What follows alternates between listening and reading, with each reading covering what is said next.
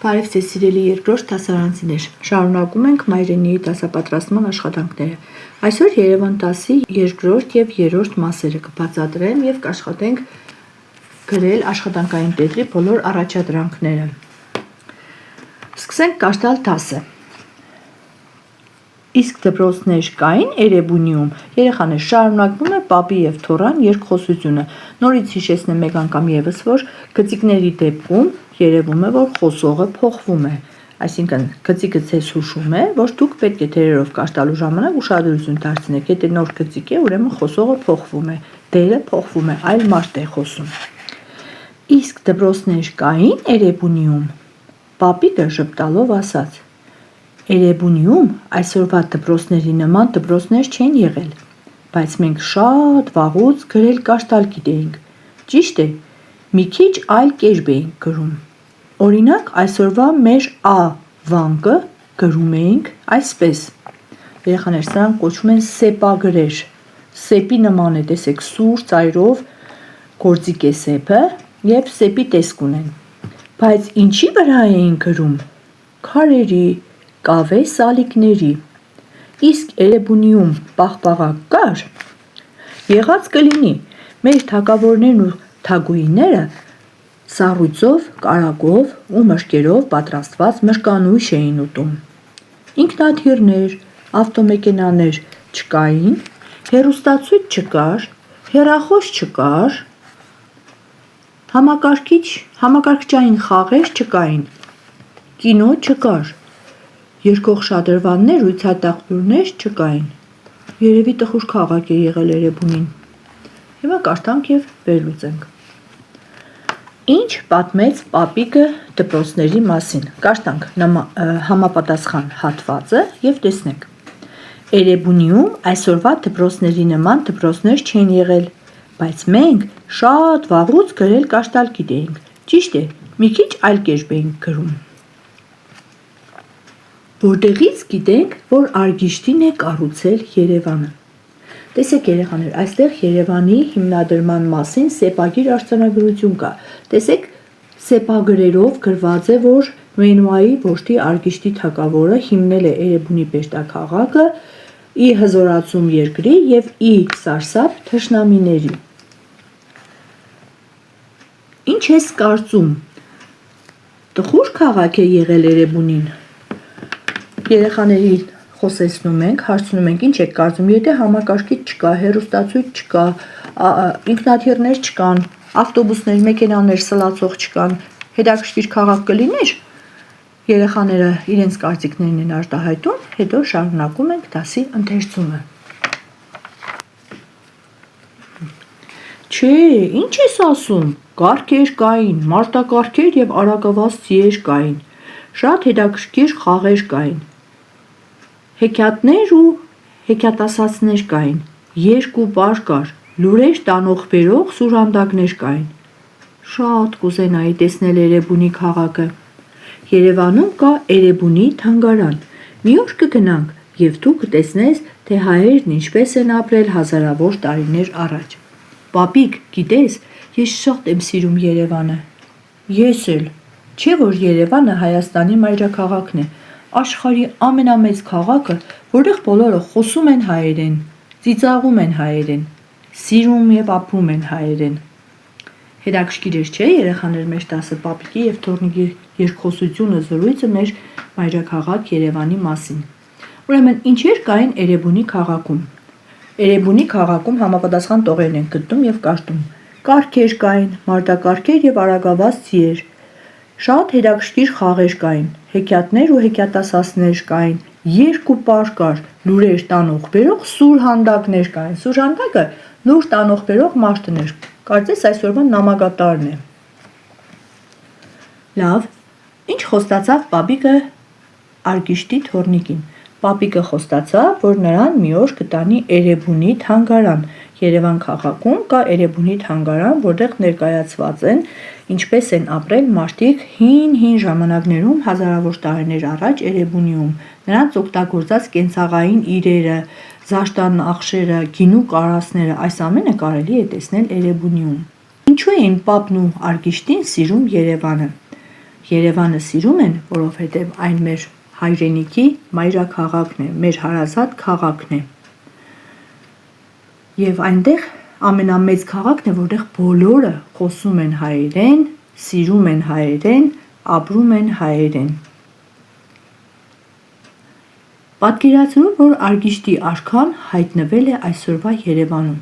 Զրուցիր նրա հետ։ Խոսեցնում ենք երեխաներին, հարց ենք տալիս, թե ինչ կարելի է խոսել Արգիշտի արքայի հետ։ Ինչպես կարելի է ներկայացնել ժամանակակից շարժական մեքենաները, խաղերը, երգերը, պարերը, գրքերը, ինչպես կարող ենք ներկայացնել Արգիշտի թագավորին, որի համար այսօրվա Երևանը բոլորովին նոր է եւ անծանոթ։ Հետո կատարում ենք առաջադրանքները։ Առաջադրանք երկուսն է շատ հետաքրքիր առաջադրանք։ Ժամանակի ընթացքում ինչն է փոխվել մեր քաղաքում։ Միացրու սլաքներով։ Տեսեք, Էրեբունիում, Երևանում, սլակով միացնելու ենք։ Էրեբունիում կային կառքեր, իսկ Երևանում կան ավտոմեքենաներ, հաջորդը մարտակառքեր կային Էրեբունիում, իսկ Երևանում տանկեր։ Իհարկե զորամասերում են տանկերը, քաղաքում չեն շրջում։ Քարե կավե սալիկներ, որոնց վրա գրում էին, իսկ հիմա նոր ժամանակներում գրքերով են գրում, տետրերում են գրում երեխաներ։ Էրեբունիում արքաներ կային, իսկ հիմա երկիրը ղեկավարում են նախագահը եւ վարչապետը։ Հաջորդ առաջադրանքները մենք կկատարենք աշխատանքային տետրում, այժմ անցնենք հաջորդ էջին։ Առաջադրանք 5-րդը սովորիր հարցեր տալ տետրում կկատարենք, իսկ հիմա իմանանք նորություններ։ Գիտես, որ Երևանն ունի դրոշ, զինանշան, օրհներգ։ Սա Երևանի զինանշանն է, սա Երևանի դրոշն է։ Իսկ այստեղ գրած է Էրեբունի Երևան օրհներգի բառերը։ Դուք կարող եք QR կոդի միջոցով լսել եւ սովորել։ Երևան դարձած իմ Էրեբունի, դու մեր նոր տվին, մեր նոր անի։ Շատ գեղեցիկ երգ է, ցանկալի է, որ բոլորը դիմանան։ Երաժշտության հեղինակը Հովանեսյանն է, իսկ խոսքերի հեղինակը Պարույր Սևակը։ Այժմ կարդանք տրված բառերը։ Թագավոր, տղա, խոհարար, պաղպաղակներ, ձի, հեռուստացույց։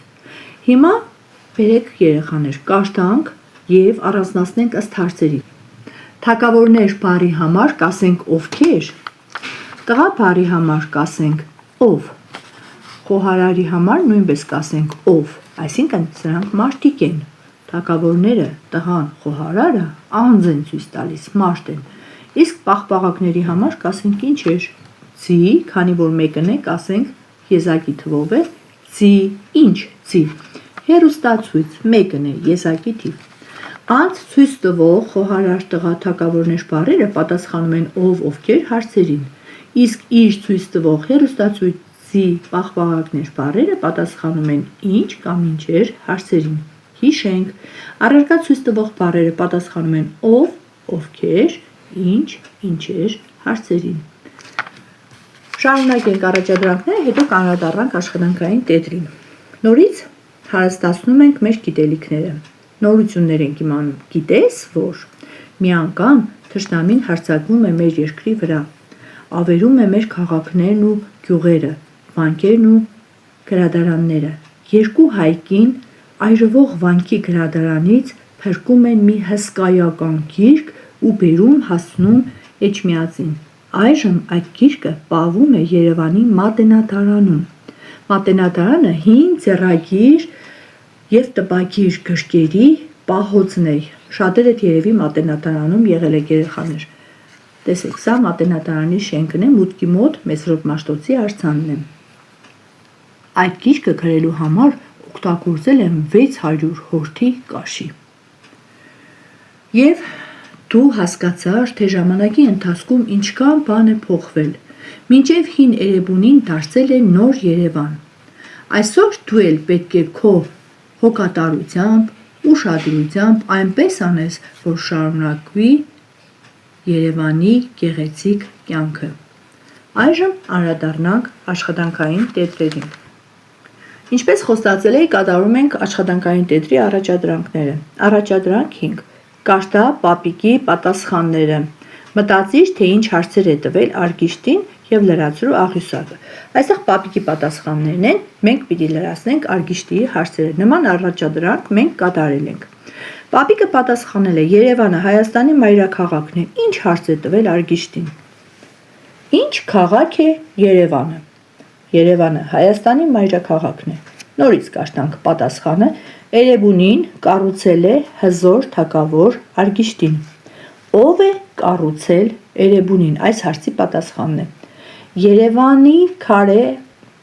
անձնագիրը պահվում է Էրեբունի թանգարանում։ Այստեղ կարող է հնարավոր է, որ Արգիշտին տվել է հետևյալ հարցը. Քանի տարեկան է Երևանը և ինչպես իմանանք տարիքը։ Երևանի շենքերը կառուցված են վարդագույն տուֆից։